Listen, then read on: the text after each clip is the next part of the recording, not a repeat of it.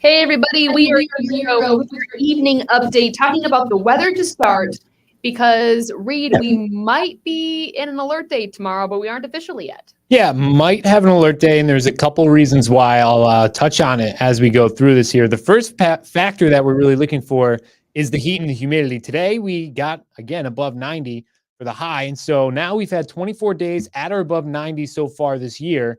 That ranks us at number 5 in years with the most 90-degree days, going all the way back to 1874.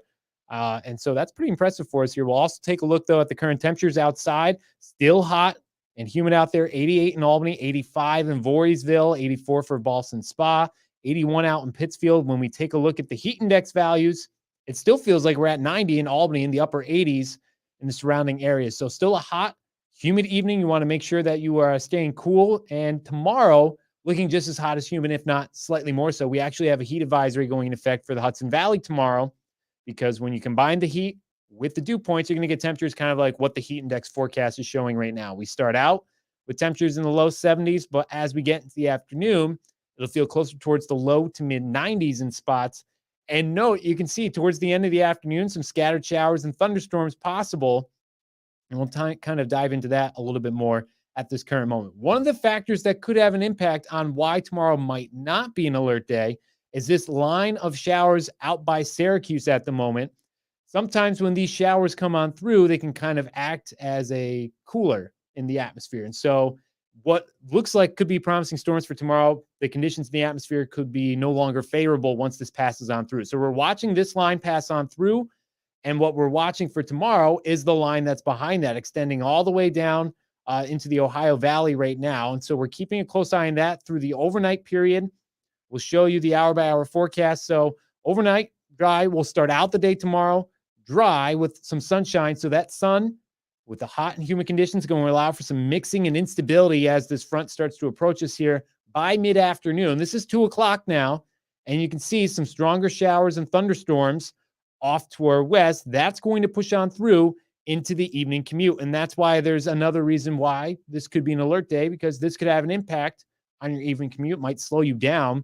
As you can see, at 5 o'clock, we have some very strong embedded thunderstorms in this cold front as it's trying to pass on through. Our main concern with these will be some stronger wind gusts and some heavier downpours. Right now, the Storm Prediction Center has us under a marginal risk, meaning that we might have 1 or 2 severe thunderstorm warnings. It is likely tomorrow, though, that we could have a different SPC outlook that has us at a higher risk. And so for that, that's why we need to watch what's happening with that first line of showers. But those storms staying with us as we head into the start of the overnight period. This is 7:15. You can see still some heavier downpours and some thunderstorms possible by 8:15.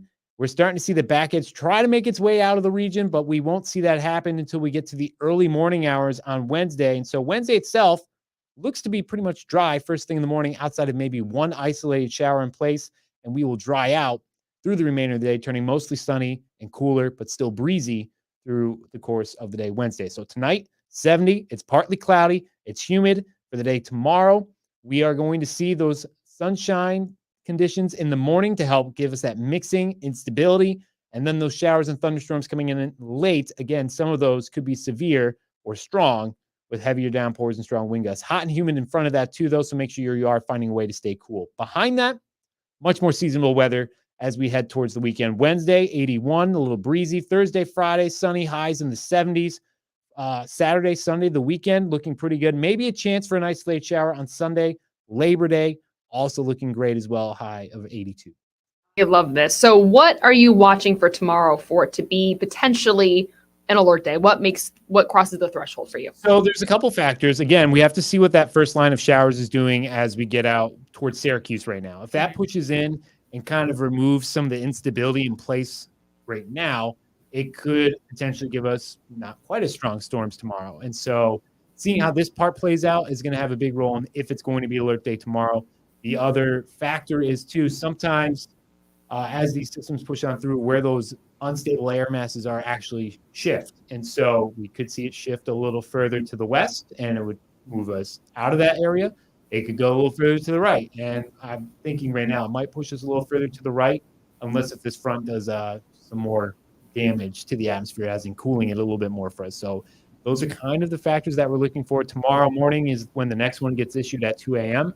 And then there's another one that comes up at 9. The 9 o'clock one is usually the one that has all the more useful information that we would need for the day. So an alert day could still be possible getting issued tomorrow morning. Okay, so still lots that you're watching. You'll know more for our 9 o'clock show tonight and our 11 o'clock show tonight. Yeah. And then our morning team, of course, always on the lookout for the latest update as well. All right, cool. Well, thank you, Reed, very much for that. We're going to continue on with some news here. We've had a very busy weekend when it comes to just violence in the capital region. So much that we are dealing with right now. And so the first one we're going to talk about is just some violence that was really deadly this weekend. 6 people were hurt in gunfire that broke out in Albany over the weekend. It happened early yesterday morning on Hamilton Street in Pine Hills. So police say it started with a large, unruly crowd on Hudson Avenue. Police say people in the crowds were fighting. They were throwing glass bottles at officers. And while they were clearing out the crowd, police heard gunshots on Hamilton Street. So when all 6 people were shot, they are expected to be okay, but nobody has been arrested in this case. There is another shooting, though, that did result in a 14-year-old being killed in the city of Troy. This just is a really sad story. Police have indicated that they believe the boy lived at 151 6th Avenue, and they think that he was targeted. This means the focus of the investigation is on the acquaintances of the young man, or perhaps people who were already on the police radar. The young man was gunned down in a hail of bullets late Saturday night. He has not yet been identified by police publicly. He was supposed to start his freshman year at Lansingburg High School next week. And this killing, as you might imagine, does not sit well with people in this community. Something keeps pushing me to get this town together and sit down and have a conversation with each and every one of them to figure out a solution to get this to stop. Because these kids shouldn't be dying or being hurt or paralyzed. Because it's not fair to them. They're our future. Because who's going to be there when we're gone?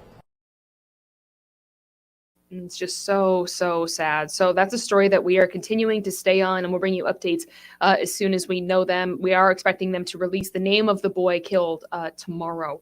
And finally, there was a stabbing in Saratoga Springs as well. Just another violent night in a separate part of the capital region.